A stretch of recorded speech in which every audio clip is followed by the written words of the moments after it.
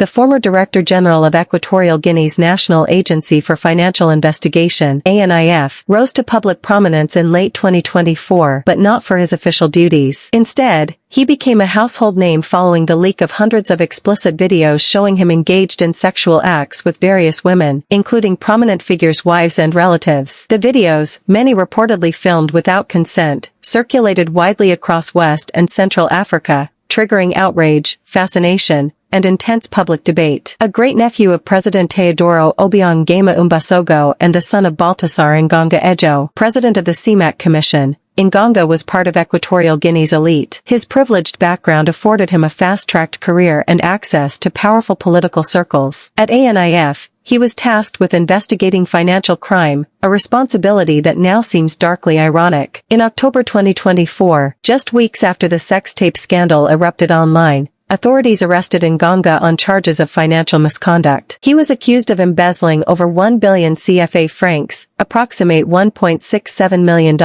illicit enrichment, and abuse of office. The arrest appeared to be a political and legal turning point, an opportunity for the regime to distance itself from one of its own and show symbolic commitment to fighting corruption. However, critics quickly raised concerns about the motivations behind his arrest. The timing suggested the charges were politically charged, especially since the sex tapes had allegedly been extracted from his confiscated devices and leaked strategically.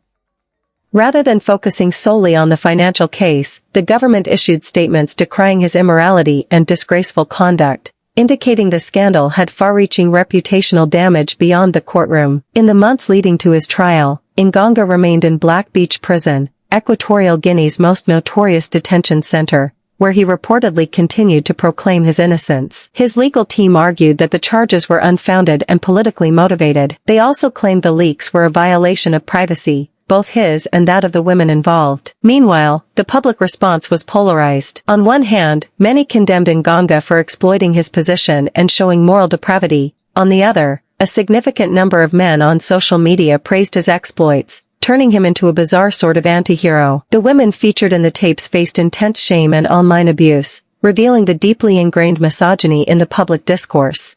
The high-profile trial of Baltasar officially commenced on Monday, June 30, 2025, in the capital city of Malabo, drawing intense national and international attention. The case is being heard by a special tribunal tasked with handling serious financial crimes and crimes against public morality. It involves not only Engonga but also several senior officials of a state-owned enterprise under the Ministry of Finance, pointing to a wider network of alleged misconduct within the country's bureaucratic elite. The prosecution has brought three primary charges against Baltasar Engonga: embezzlement of public funds. The state accuses him of misappropriating over 1 billion CFA francs, approximately $1.67 million, from public accounts during his time as director of ANIF. Funds were allegedly siphoned through falsified contracts, shell companies, and irregular transfers to offshore accounts, particularly in the Cayman Islands and Spain. Prosecutors presented financial statements and electronic correspondence as evidence, including signed approvals for inflated project costs, illicit enrichment. Engonga is accused of acquiring luxury vehicles, properties in Malabo and abroad,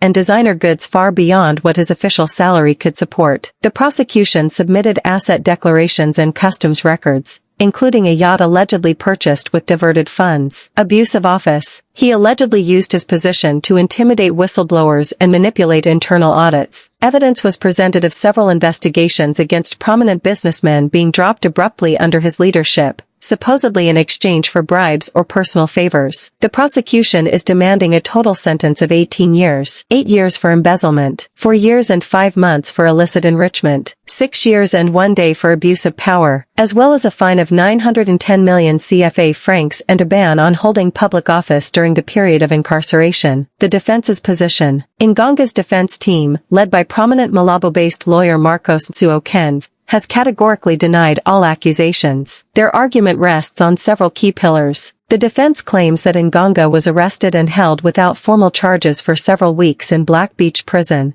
violating his constitutional rights. Politically motivated trial. The defense alleges that the trial is a political witch hunt designed to neutralize Engonga as a potential rival in the Obiang family's internal succession dynamics. His close family ties to the president and his rising popularity, particularly among younger technocrats, allegedly made him a threat to certain factions in power. The defense argued that the wide circulation of over 400 explicit videos involving Engonga was orchestrated to shame and distract from the true political motives behind his arrest. The tapes, some filmed years earlier, were allegedly extracted from computers seized by security agents. The team claims their public release was both illegal and unethical, yet authorities have refused to investigate who leaked them. Asset ownership disputed. The defense further argued that many of the assets cited, such as luxury vehicles and properties, were inherited, family-owned, or wrongly attributed to Engonga. Some were allegedly shared with relatives in Spain or registered under cooperative business ventures. Courtroom atmosphere and public reactions. The courtroom has been packed with journalists, legal observers, and a tight security detail. Proceedings are being held in open court, though with limited public access due to concerns over safety and decorum.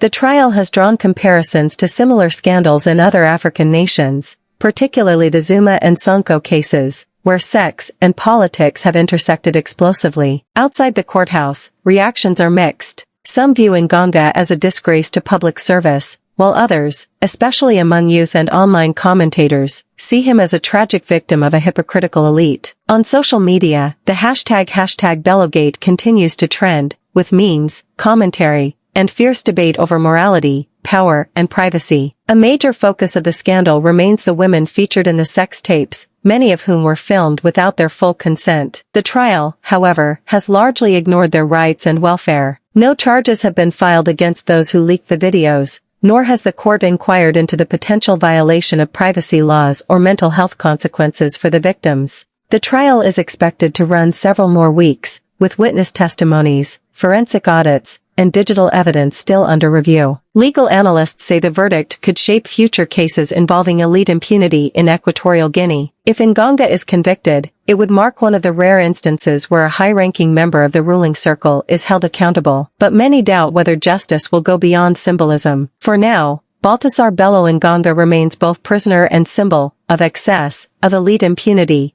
and of a society in flux between silence and spectacle, rule of law and revenge politics.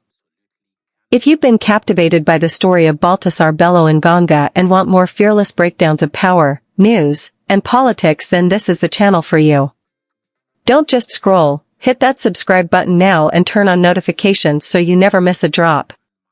Join the conversation in the comments, share your thoughts, and let's unpack the real stories behind the headlines. No filters, no fluff. This is where truth meets bold storytelling. Welcome to the channel that dares to go deeper.